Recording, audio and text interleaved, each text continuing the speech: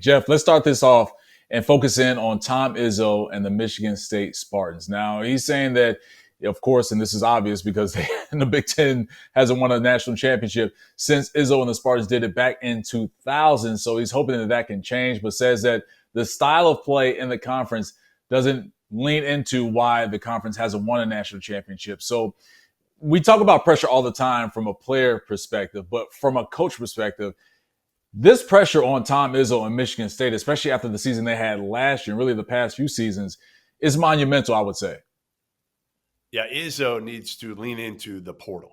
That's what he needs to do. He needs to lean into the portal a little bit more. He got Frankie Fiddler, but he's fought it. He's fought it, and he's fought the changing landscape of college basketball. I had a long conversation with him this past summer about it, and he's vocal. And I get it. It's changing. But, again, they say, like, all these coaches, you better adapt.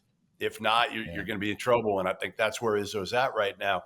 You know, he brought in Xavier Booker a year ago, who was not ready, but highly touted, looks the part, has a high upside. I talked to Izzo the other day, and he said Booker's coming, but the true test will be once he sees it on the court in games. You know, can Jaden Akins take that jump that we thought he'd take last year and become a consistent guy? Can Jeremy Fears, coming off of what he did last year as a freshman, obviously with the situation with him being shot, can he come back and show what we all thought he was going to be able to even show as a freshman last year? A lot of questions with Michigan State. You know, we expect like royalty with the Spartans and them to be fighting for Final Fours. Unless Xavier Booker steps up, I don't see it.